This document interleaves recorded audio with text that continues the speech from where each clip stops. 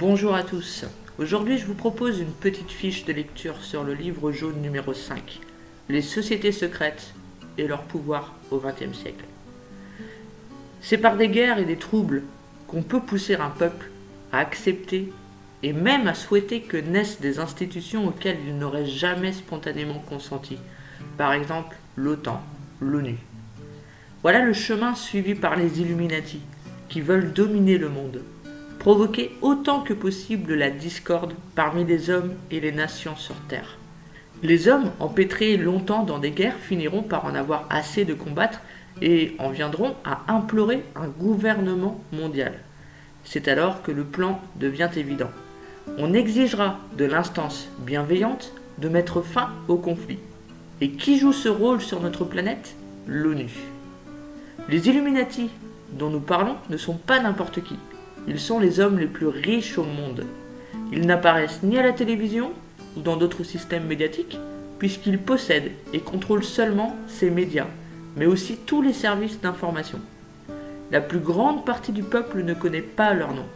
Réagir serait louable, mais comment 6 milliards d'hommes peuvent-ils se défendre contre quelque chose dont ils ne connaissent même pas l'existence ?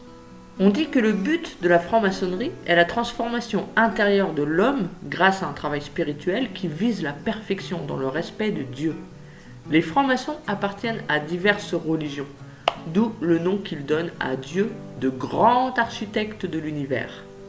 John Locke s'est servi par exemple des bases franc-maçonniques pour écrire la constitution de la colonie de Caroline du Sud, qui devient plus tard un bastion des francs-maçons.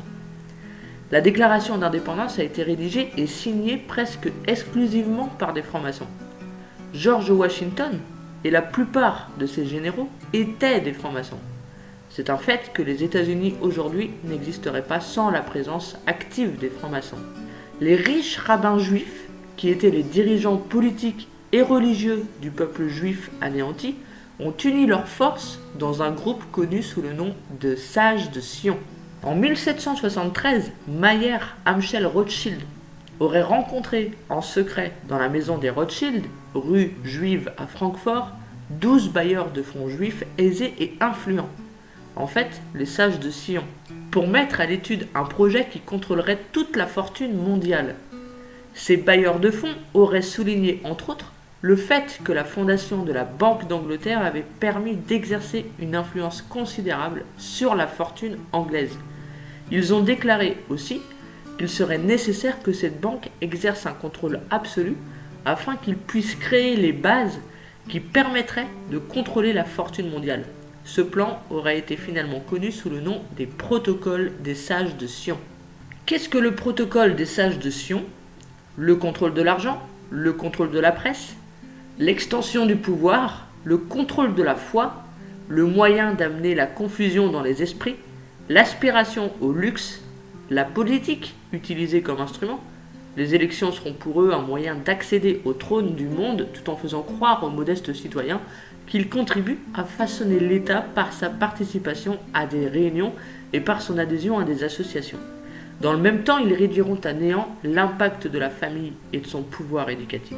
Le protocole des Sages de Sion, c'est aussi le contrôle de la nourriture, le rôle de la guerre, le contrôle aux moyens de l'éducation, le contrôle des loges franc-maçonniques, la mort. Hitler s'est servi de ces protocoles pour justifier sa haine des Juifs. Nous avons là un plan qui montre ce qu'il faut faire pour réduire notre monde à l'esclavage. Il faut juste savoir que ce plan est mis en application maintenant. Le premier secret pour diriger les hommes et être maître de l'opinion publique est de semer la discorde, le doute et de créer des points de vue opposés. Le deuxième secret consiste à exacerber les faiblesses humaines, toutes les mauvaises habitudes, les passions et les défauts, jusqu'à ce que règne une totale incompréhension entre les hommes. Envie, haine, disputes et guerres, privations, famine et propagation d'épidémies, par exemple de sida, doivent épuiser les peuples à un point tel que les hommes ne voient plus d'autre solution que de se soumettre pleinement à la domination des illuminés. Il faudra habituer les peuples à prendre les apparences pour argent comptant, à se satisfaire du superficiel, à ne poursuivre que leur propre plaisir, à s'épuiser dans leur quête éternelle du nouveau. Il faudra déshabituer les hommes à penser par eux-mêmes, On leur donnera un enseignement basé seulement sur du concret. Il faudra attiser la haine raciale. Il faudra choisir les futurs chefs d'État parmi ceux qui sont serviles et soumis inconditionnellement aux Illuminés. Les États devront accepter des prêts extérieurs qui les endetteront et les rendront esclaves des Illuminati. En suscitant des crises économiques et en retirant soudainement de la circulation tout argent disponible, il faudra provoquer l'effondrement de l'économie monétaire des non-illuminés. L'introduction du suffrage universel doit permettre que seule règne la majorité. Habituer les gens à l'idée de s'autodéterminer contribuera à détruire le sens de la famille et des valeurs éducatives. Le nouveau gouvernement mondial doit apparaître comme protecteur et bienfaiteur pour tous ceux qui se soumettent librement à lui. Si un État se rebelle, il faut inciter ses voisins à lui faire la guerre. La bataille de Waterloo, c'est le meilleur coup réussi par la famille Rothschild, qui avait élaboré déjà à cette époque un parfait système d'espionnage dans toute l'Europe. En 1815, Nathan Rothschild avait fait croire que les Anglais avaient perdu la guerre. Pris de panique, tous les actionnaires ont vendu leurs actions. Napoléon avait eu son Waterloo et Nathan avait obtenu le contrôle de l'économie anglaise. En une nuit, la fortune déjà gigantesque des Rothschild s'était multipliée par 20. C'est Philippe Rothschild qui a fait l'ébauche de la pyramide des Illuminés, représentée sur les billets d'1 $. Ces Illuminati se servent de la franc-maçonnerie pour installer leur nouvel ordre mondial. Mais il faut savoir que 90% des francs-maçons aujourd'hui n'ont pas la moindre idée de ce que leurs supérieurs, imbriqués dans le réseau des Illuminati, peuvent bien manigancer. Les francs-maçons, comme beaucoup d'autres organisations, ne sont qu'une couverture qui permet aux Illuminati d'accroître leur influence. Très souvent, ce sont des cercles d'hommes poursuivant certains buts d'utilité publique qui se servent d'une secrète poignée de main ou d'autres tours de passe-passe aux sociétés secrètes. En se réunissant, ils croient pouvoir se faire passer pour les personnalités du lieu. C'est avantageux pour leurs affaires et leur carrière. Mais au sommet, c'est autre chose. Le simple frère de loge ne sait vraiment pas du tout ce qui se passe en haut. Les Rothschild, alliés aux Illuminés de Bavière, représentent la force financière soutenant le sionisme et plus tard le communisme. Ils ont financé beaucoup de révolutions et de guerres. Cependant, le président Lincoln, qui avait percé le jeu des Rothschild, a refusé en 1862 et 1863 de leur payer les intérêts qui s'élevaient à des sommes colossales. Lincoln a été tué pour ça. Dans une lettre du 15 août 1871, Albert Pike, haut gradé de la franc-maçonnerie, a présenté à Mazzini, dirigeant des Illuminés de Bavière, un plan grossièrement tracé en vue de conquérir le monde par 3 guerres mondiales pour ériger le nouvel ordre mondial. Le plan de la Troisième Guerre mondiale serait basé sur des divergences d'opinion que les Illuminés auraient créées entre les sionistes et les Arabes. On programmerait une extension du conflit à l'échelle mondiale. Albert Pike est aussi le chef du Ku Klux Klan. Les objectifs qu'ils poursuivent avec violence consistent à soustraire aux citoyens noirs leur droit de vote, à leur supprimer le droit de posséder des armes, à désavantager les écoles pour enfants noirs et à rabaisser leur niveau de vie à celui d'esclaves. Pike était sataniste et agent de la couronne britannique, donc de la City. En tant que gouverneur d'Arkansas, un État où est fortement enracinée la tradition spirituelle d'Albert Pike, Bill Clinton a soutenu la peine de mort et l'a fait appliquer plusieurs fois. Dans la pratique, ça signifie l'exécution des Noirs et des pauvres. Clinton est aussi membre du CFR, de la Commission trilatérale, des Bilderberg et membre à vie de l'ordre des francs-maçons de Mollet. En 1881 a été fondé en Russie le mouvement sioniste dans le but de créer une patrie pour les Juifs en Palestine. Une vieille tradition veut qu'on représente sur les pierres tombales des francs-maçons au grade de maître un crâne et des ossements disposés en forme de croix. Le nom de l'ordre Skull and Bones vient probablement de l'une de ces traditions. Yale est l'unique université avec des sociétés secrètes où sont admis seulement des seniors, autrement dit des anciens. Les candidats sont exclusivement des blancs, des hommes, des protestants et sont originaires habituellement de très riches familles. Vers la fin du XIXe siècle, les banques dépendant des Rothschild ont entamé une grande campagne pour mettre sous leur contrôle la riche économie des États-Unis. Les Rothschild d'Europe ont financé la banque de JP Morgan. Vers 1900, les Rothschild ont envoyé un agent aux États-Unis, Paul Warburg, pour collaborer avec la Dunlop Co. Bank. Ils ont entamé une campagne pour ériger la Banque de réserve fédérale et en faire une banque centrale privée solidement implantée en Amérique. Ils ont alors plongé les États-Unis dans une crise monétaire. La panique à la bourse de New York a rapporté aux Rothschild, outre plusieurs milliards de dollars, le succès souhaité. C'était astucieusement bien pensé. On s'est servi de la panique comme argument pour créer enfin une banque centrale afin d'éviter des incidents de ce genre.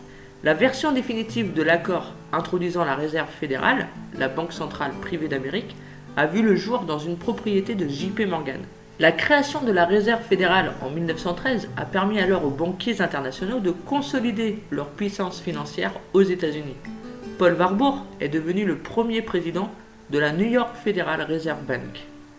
Le gouvernement américain n'avait pas le droit d'imprimer son propre argent pour financer ses opérations. Ça a été la première fois dans l'histoire depuis la création des États-Unis que le peuple devait payer des impôts sur le revenu. La puissance financière de la réserve fédérale faisait d'elle le gouvernement invisible. À toutes les époques de l'histoire, il y a eu des rois et des dictateurs qui avaient la réputation de dépenser plus d'argent qu'ils ne pouvaient en soustraire à leur peuple en leur faisant payer des impôts. Les nations et les gouvernements empruntaient alors l'argent nécessaire aux banques. Mais comment les banques récupéreraient-elles cet argent si le gouvernement ne pouvait ou ne voulait pas payer? La seule solution était la guerre. C'était facile de prévoir la fin de la guerre, il suffisait d'observer vers quel côté penchait l'Angleterre, car elle se trouvait, en fin de compte, toujours aux côtés du gagnant. L'Angleterre, ou disons plus justement la couronne, fournissait un syndic de saisie royale si efficace que la maison Rothschild finit par contrôler en ce début de siècle la moitié des biens de ce monde. L'organisation de la table ronde est issue du rêve de toute une vie de Cecil Rhodes, mania de diamants et d'or qui aspirait à un nouvel ordre mondial. Dans son premier testament, Rhodes explique son but en détail, l'extension de la domination britannique au monde entier, avec l'anglais comme langue mondiale. En 1888, Rhodes a écrit son troisième testament. Il léguait tout à Lord Rothschild, son financier dans ses entreprises d'exploitation minière. La table ronde travaillait dans les coulisses du gouvernement britannique. Elle exerçait son influence sur la politique extérieure et sur la conduite de l'Angleterre durant la Première Guerre mondiale. Vu de l'extérieur, le monde se trouvait en paix au début du XXe siècle. Mais ce n'était qu'en apparence, car depuis longtemps, on préparait en coulisses un bain de sang que le monde n'allait pas oublier de sitôt. Les Illuminati avaient compris que pour mener à bien leur plan visant à un nouvel ordre mondial, ravages et cruauté n'épargneraient aucune nation. La plupart des historiens sont d'accord sur le fait que la cause de la guerre n'avait été qu'un simple différend entre l'Autriche et la Serbie causé par l'assassinat de l'archiduc Franz Ferdinand. Les puissances invisibles ont utilisé cet attentat pour réaliser la guerre mondiale qu'Albert Pike avait annoncée plus de 40 ans plus tôt. Quant à la Suisse, est-elle un pays neutre ou alors un lieu sûr et si petit au centre de l'Europe qui se prêterait parfaitement au plan de ceux qui vivent de la guerre? Le massacre sanglant subi par des millions de Russes et l'esclavage des millions d'autres hommes n'a que peu intéressé les banquiers internationaux qui n'avaient qu'un seul but en tête, la domination du monde. La Première Guerre mondiale avait causé aux États impliqués une dette d'un montant astronomique. Ces dettes avaient été contractées auprès des banquiers internationaux qui, nous l'avons vu, avaient tout organisé et tout mis en scène dès le début. Le traité de Versailles est décrit ainsi par Philip Snowden. Le traité devrait satisfaire les brigands, les impérialistes et les militaristes. Il porte un coup mortel à tous ceux qui avaient espéré que la fin de la guerre apporterait la paix. Ce n'est pas un contrat de paix, mais au contraire, la déclaration d'une autre guerre. Il trahit la démocratie et tous ceux qui sont morts de la guerre. Le traité dévoile les vrais buts des Alliés. Les Illuminati ont donc provoqué la Première Guerre mondiale pour constituer leur gouvernement mondial qui en découlerait inexorablement. S'il leur avait été possible de le créer après la Première Guerre mondiale, ils auraient pu s'épargner les suivantes. Wilson a créé la Société des Nations pour former également ce gouvernement mondial. Ils ont eu aussi l'idée de créer le CFR pour s'occuper des affaires internationales. Le CFR et la Commission trilatérale sont aujourd'hui, tout en restant dans l'ombre, les organisations influentes aux États-Unis. Le temps était venu, c'était l'automne 1929, où les banquiers internationaux devaient appuyer sur le bouton qui allait déclencher la Deuxième Guerre mondiale. une énorme crise économique a été provoquée. Le devenir de l'Allemagne était déjà déterminé après le traité de Versailles qui obligeait l'Allemagne à payer ses réparations. L'effondrement de la monnaie allemande suite à l'exigence des paiements de réparation était donc prévisible. On allait vers l'inflation chronique. En retard dans ces paiements, la France et la Belgique ont occupé la Ruhr. Pour mieux dévaliser le pays, les banquiers internationaux ont créé en Suisse la Banque pour le règlement international des comptes. Cela faciliterait le paiement des réparations de la Première Guerre mondiale. Il suffisait d'effectuer un virement du compte d'un pays sur le compte d'un autre pays, dans la mesure où les deux pays avaient un compte dans cette banque. Dans ce cas aussi, les banquiers se sont sucrés une fois de plus en prélevant des frais et des commissions pour eux. C'est une des meilleures démonstrations de Machiavel. D'un côté, les banquiers ont soutenu tous les partis qui ont fait la guerre, et d'un autre, ils ont prêté aussi de l'argent aux Allemands pour les paiements des réparations. Quoi que puisse faire l'Allemagne, on savait bien à qui elle s'adresserait pour emprunter l'argent. C'était exactement le même groupement qui avait programmé la Première Guerre mondiale, qui l'avait financé, dirigé et qui s'était rempli les poches. Les preuves très soigneusement établies qui attestent que les milieux bancaires et industriels américains étaient largement impliqués dans la montée du Troisième Reich sont maintenant accessibles au public. Pour résumer, les banquiers internationaux et leurs agents sont à l'origine de la situation qui a conduit à la Première Guerre mondiale. Ils en ont retiré un bon butin. Ils ont financé la révolution russe et ont obtenu le contrôle de ce grand pays.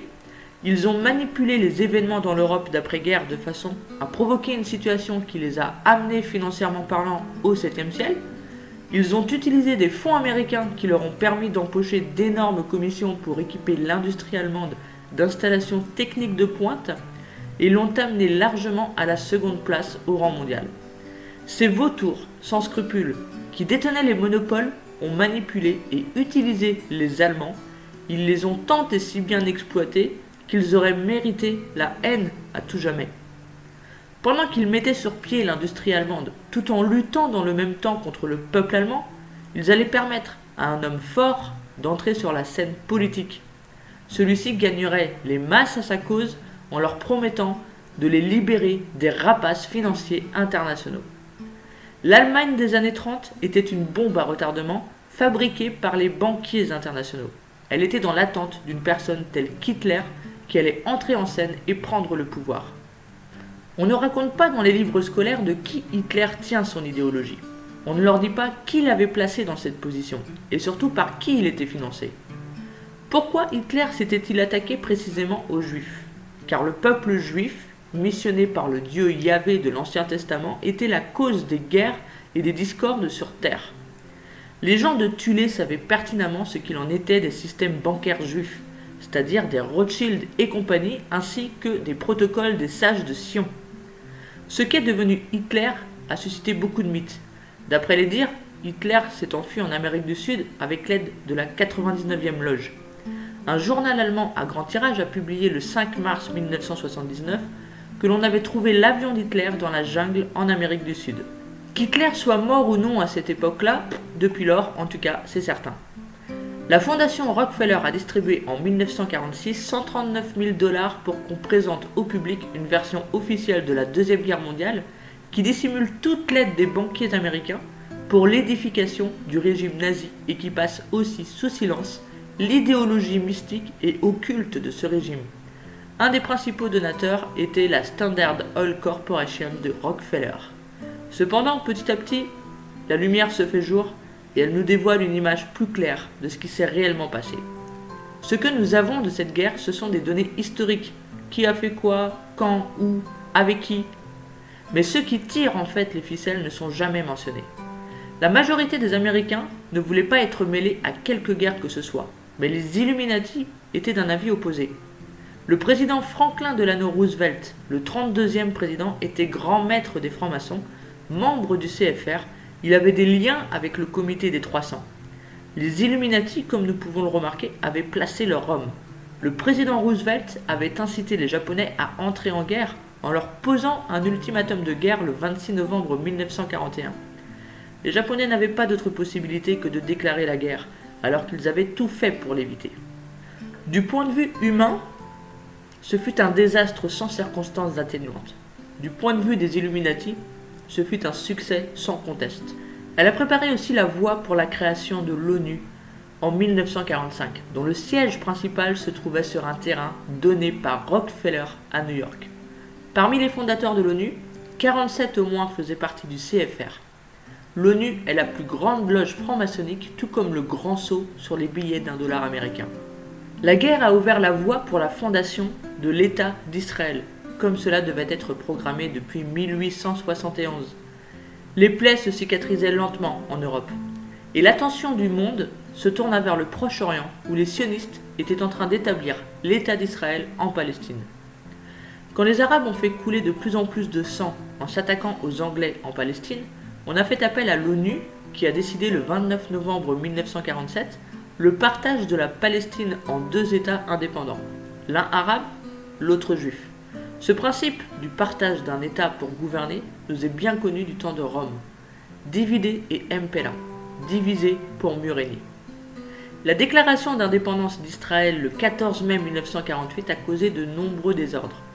Depuis lors, le Proche-Orient est un foyer fomentant haine et meurtre, mais ça correspondait parfaitement au but recherché par les Illuminati.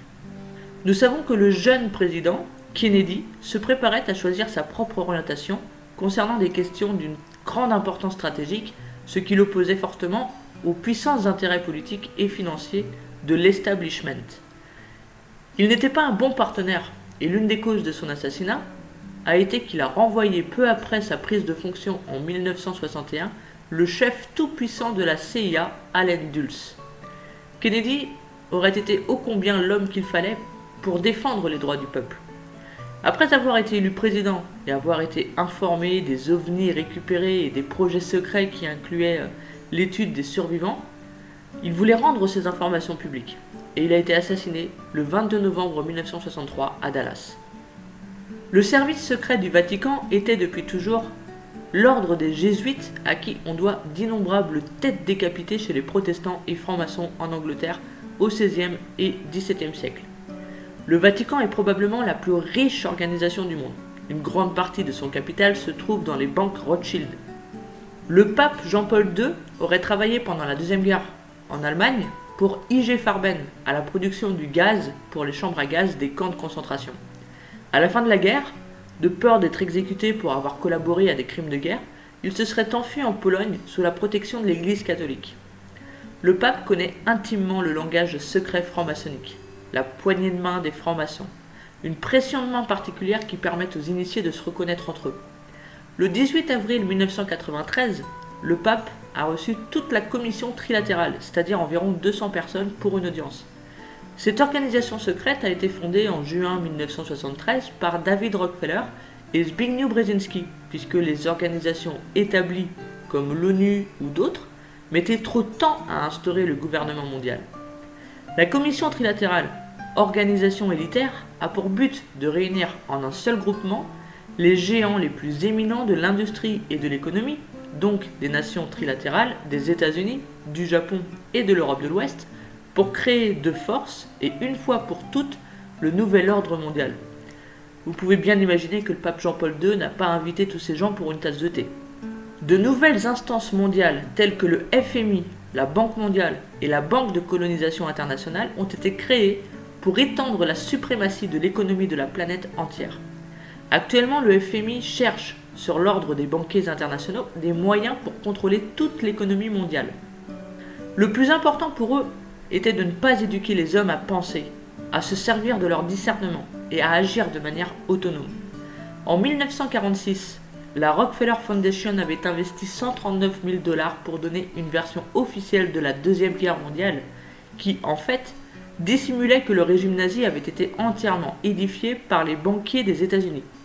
Un des principaux donateurs était la Standard Oil Corporation de Rockefeller. Le système scolaire actuel des nations occidentales est également contrôlé par les Illuminati. À l'aide des services d'information, de la presse, des journaux, du téléphone, de la radio qui sont tous contrôlés par les Illuminati, des idées et des opinions peuvent être répandues rapidement à travers tout le pays. La manipulation consciente et intelligente du comportement de l'opinion des masses est un des éléments les plus importants de la société démocratique. Ceux qui se servent de ces mécanismes sont la véritable puissance dirigeante de ce monde. L'importance du rôle des médias ne fait pas de doute aujourd'hui. La télévision, par exemple, met clairement en évidence comment des messages négatifs, tels que les informations, les films d'horreur et de violence, influencent le comportement du téléspectateur. La télévision est cependant surtout utilisée pour suggérer des opinions. Comment penser, agir et paraître. Huysène est mauvais, mais Bush, Clinton et Kohl sont bons. L'astrologie, l'imposition des mains, les ovnis, la télékinésie sont des conneries. Mais les films porno, le foot du samedi soir et la beuverie du week-end ne posent pas de problème. Le fait est que de nos jours, on est ridiculisé ou regardé de travers si on a sa propre opinion qui va éventuellement à l'encontre du courant général, alors qu'en vérité, on devrait nous en féliciter. Les masses médias sont visiblement un des principaux instruments qui maintiennent les hommes dans la bêtise et l'ignorance. C'est la raison pour laquelle chaque personne n'est au courant des véritables dessous de la politique, de l'économie et de la religion. Nous n'en savons pas plus sur la genèse de l'être humain et sur notre véritable origine, sur la structure de notre Terre, en particulier l'intérieur de la planète, sur l'état réel de la Lune et de Mars, sur le véritable programme spatial, sur l'énergie libre, sur les procédés naturels pour guérir, sur la guérison spirituelle, sur la vraie vie de Jésus, sur le corps subtil de l'homme, sur son champ magnétique et sur les extraterrestres et leur technologie. Chacun de nous a plus ou moins entendu parler de la guerre biologique. On empoisonne par exemple en temps de guerre l'eau de l'ennemi de virus et de bactéries.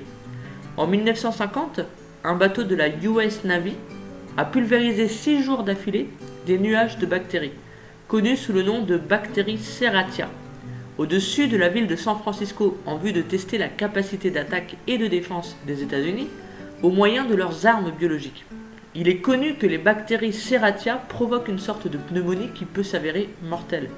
De même qu'on peut réduire l'agressivité, de même on peut susciter des foyers d'agressivité, par exemple des guerres civiles, des soulèvements populaires, des suicides collectifs, de la haine, etc. En 1974, le prix du pétrole brut est monté en spirale à cause de l'embargo de l'OPEP sur le pétrole. Les banquiers internationaux avaient conclu en coulisses un accord avec les dirigeants arabes de l'OPEP. Le principe est très simple, les Arabes y gagnaient car le prix montait. L'automobiliste, c'est-à-dire l'acheteur, payait et les concerns du pétrole encaissaient. Ça a été le cas pour Arco, Shell, Mobil, etc., qui étaient reliés avec la Chase Manhattan Bank de Rockefeller. Grâce à ces investissements, des prêts colossaux ont été consentis à des pays du tiers-monde, comme le Mexique, le Brésil et l'Argentine. Ces pays sont alors saignés par les remboursements excessivement élevés. Pour équilibrer ces remboursements d'intérêts, ce qu'ils ne peuvent faire avec de l'argent, ils sont obligés de subir un chantage de la part des banques et d'accepter qu'elles aient une influence encore plus grande sur leur économie et leur politique.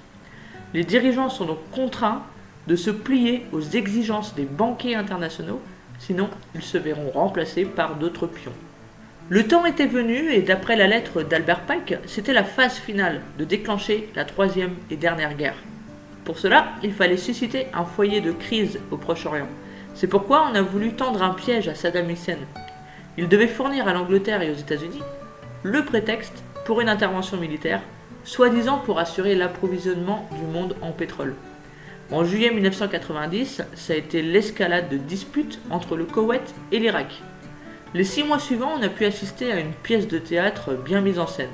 George Bush a annoncé le 11 septembre son nouvel ordre mondial, et c'est ainsi que les troupes américaines sont parties pour la guerre du Golfe le 15 janvier 1991. Depuis des années, c'est un fait reconnu que les sionistes se proposent de faire de Jérusalem la métropole administrative d'un gouvernement mondial.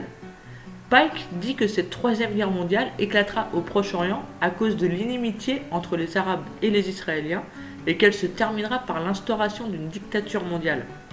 James Warburg disait « Nous aurons un gouvernement mondial, que cela nous plaise ou non. Reste seulement à savoir si on y arrivera en l'imposant aux hommes ou s'ils s'y plieront de plein gré. » William Cooper a annoncé dans les années 90 qu'est prévu d'anéantir une des plus grandes villes des États-Unis, New York, San Francisco ou Los Angeles, en y lançant une bombe atomique.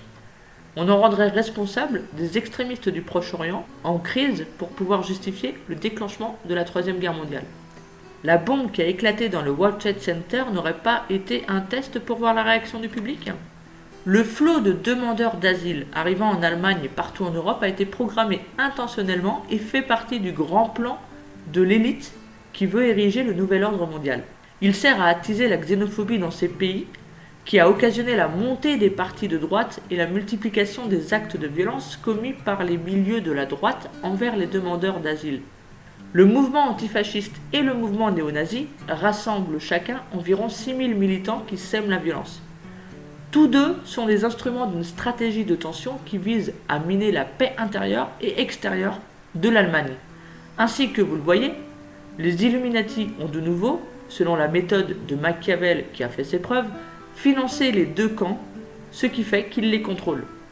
Les Illuminati tiennent le monde dans leur filet par l'intermédiaire des banquiers internationaux. Leur contrôle principal s'exerce grâce aux dettes nationales des pays. Il existe une force de police internationale qui maintient dans les rangs les États indépendants, tels que la Libye et l'Iran. Ce sont les troupes de l'ONU. Muammar al-Kadhafi est présenté dans les médias comme un terroriste, ce qui permet de justifier les agressions contre son pays. Voilà ce qu'on appelle un bel exemple de lavage de cerveau. George Bush a été un des meilleurs partenaires que les Illuminati aient jamais eu. Et il devra le rester jusqu'à son dernier souffle, car il est fortement impliqué dans le trafic illégal de la drogue. George Bush est un ex-chef de la CIA, un ex-chef du CFR, membre de l'ordre Skull and Bones, membre de la commission trilatérale et membre du comité des 300. Son concurrent, Bill Clinton, est membre du CFR, des Bilderberg et membre à vie de l'ordre des francs-maçons de Mollet. Il est aussi membre de la commission trilatérale depuis le début des années 80. Ce qui signifie donc que les deux ex-candidats aux élections étaient partenaires à 100% des Illuminati et que les citoyens des États-Unis n'avaient le choix qu'entre les deux. Une raison fondamentale pour laquelle on a rayé d'histoire le rôle joué par les banquiers internationaux dans la politique s'explique par le fait que les Rothschild étaient juifs. Il est cependant tout aussi injuste et absurde de faire porter la faute à tous les juifs. Ce sont les Rothschild les coupables. C'est comme si nous rendions responsables tous les baptistes des actes criminels de Rockefeller. En vérité, personne n'est plus en droit d'en vouloir aux Rothschild, si ce n'est les juifs eux-mêmes. Les Warburg, une partie de l'Empire Rothschild, ont aidé à financer Hitler. L'Agence des États-Unis pour le développement international, USAID, est encore une autre organisation qui n'est pas ce qu'on croit. Il existe par exemple un programme USAID d'un montant de 300 millions de dollars pour contrôler les naissances dans les pays du tiers-monde, dont la mission principale est de stériliser les populations de couleur. Une autre personne à l'influence internationale est l'ex-président François Mitterrand, grand maître du Grand Orient, loge franc-maçonnique la plus importante en France et membre du comité des 300. Une partie du nouvel ordre mondial est la société sans monnaie. Les hommes y ont été préparés par le travail préalable des Illuminati. Celui-ci consistait à émettre des cartes à lecture électronique, comme la carte d'identité bancaire, la carte de crédit, la carte de téléphone, la carte de sécurité sociale, avec l'argument que le paiement sans argent est plus sûr, plus facile et plus pratique. Les masses ont été convaincues des avantages de ce système. Un jour, l'argent liquide ne sera plus accepté dans les magasins. Fini le libre arbitre. Chacun de vos pas sera surveillé, ainsi que tout ce que vous posséderez, le capital que vous aurez, l'endroit où vous séjournerez, ce que vous avez acheté ou ce que vous avez vendu. Chaque information sera accessible à Big Brother. Faites un effort et lisez 1984 de George Orwell. Ce genre d'esclavage prévu pour les temps modernes est très bien décrit dans ce livre. Bien qu'il n'y ait dans ce livre que quelques extraits des protocoles des sages de Sion ainsi que du Nouveau Testament de Satan, il nous est cependant possible d'avoir un bon aperçu des intrigues majeures menées par ceux qui tirent les ficelles à la surface de notre planète. Même en voulant affirmer qu'il est impensable ou impossible que les Illuminati puissent être capables de tels agissements pour accéder à la domination du monde, même en voulant contester que les peuples soient trompés ou que les masses soient dirigées et entraînées dans des guerres, il nous est cependant impossible, si nous avons un minimum d'esprit critique, de fermer les yeux sur ce qui existe. les guerres, les troubles, la faim et la misère, la haine, l'explosion des pays, la montée du racisme dans chaque pays, l'impuissance des régnants, la corruption des politiciens, la perversion et la cruauté croissante des humains, les dettes énormes des États, l'instabilité des monnaies, les crises économiques, les pays accablés de dettes, le chômage, l'insatisfaction générale, sans oublier tous ces gens frivoles et ceux qui ne croient en rien. Rappelons-nous une parole de Roosevelt. Rien de ce qui touche à la politique ne relève du hasard. Soyons sûrs que tout ce qui se passe en politique a été bel et bien programmé. Des siècles durant, ils ont créé des clans opposés pour susciter la confusion parmi les hommes. Ils en utilisent certains pour faire le sale boulot, et ce seront eux précisément que le peuple rendra responsable si ça tourne mal. En cas d'échec donc, ce sera de leur faute à eux, les marionnettes, alors que les véritables auteurs ne sont pas inquiétés. D'où croyez-vous qu'un gouvernement, qu'il soit chinois, russe, arabe, allemand, américain, serbe ou autre, détienne l'argent nécessaire pour financer l'industrie d'armement? S'il y a une guerre, ça signifie qu'elle a été programmée. Sinon, aucun fonds n'aurait été disponible. Les Illuminati prétextent qu'il faut parvenir à ce gouvernement mondial unique afin que règne la paix sur Terre. Il est intéressant de remarquer qu'ils utilisent la guerre pour y parvenir. Il n'y aurait, à vrai dire, rien à objecter au gouvernement mondial. C'est même le but ultime de notre planète. S'il était dirigé par des hommes qui ne pensent qu'au bien de l'humanité et se portent garant du développement en toute liberté de l'esprit et de l'âme, qui n'ait aucun secret et laisse libre cours à toutes les informations. Le gouvernement mondial dont il est question dans ce livre n'est pensé que pour et par l'élite qui prend des hommes pour des idiots bons à n'être que des esclaves. Les masses médias, sous contrôle des Illuminati, vous inculquent que si vous voulez être un bon Français, vous devez avoir une belle voiture, une maison à vous, une famille, des vêtements de marque, et que vous devez réussir dans votre métier, etc. Après avoir regardé la télévision ou les journaux pendant des décennies, votre inconscient se trouve saturé par cette image du parfait membre de la société, et vous ne pouvez être convaincu que cela correspond à un réel besoin pour vous. Cela concerne aussi la mode vestimentaire et la façon de se comporter. Pour correspondre à cette image, vous devez beaucoup travailler car il est impossible d'y arriver tout de suite. Mais vous voulez tout de suite. Il faut donc contracter des crédits, payer des mensualités. Vous voilà pris dans le filet qu'on vous a parfaitement tendu. Vous voilà lié par vos obligations et vos dettes pour plusieurs décennies. S'y rajoute la famille, les enfants, l'argent pour les vacances, les réparations pour votre voiture. Vous êtes pris finalement dans un cercle infernal créé par vous-même. Et vous croulez sous tant de problèmes que vous n'aurez plus ni l'envie, ni le courage de réfléchir si vous faites vraiment ce qui vous tient à cœur. Et un jour, vous vous apercevrez que vos richesses extérieures ne font pas votre bonheur et que vous aimeriez mener une vie différente, mais c'est trop tard. Vous ne faites peut-être plus face à vos problèmes et pour les fuir, vous vous adonnez à l'alcool et aux drogues. On se sert de nous précisément parce que nous n'avons pas assez d'esprit critique et ne prêtons pas assez attention à ce que nous vivons. Pour vous en sortir, la meilleure solution est de vivre en autonomie. Demandez à vos meilleurs amis, ceux en qui vous avez confiance, entamez quelque chose ensemble. Il est parfois plus facile d'agir ensemble puisque nous sommes chacun uniques et que nous avons chacun notre spécialité. Les Illuminati voient d'abord qu'eux-mêmes, ils veulent être tout-puissants et tout posséder. Ils veulent s'emparer du monde entier.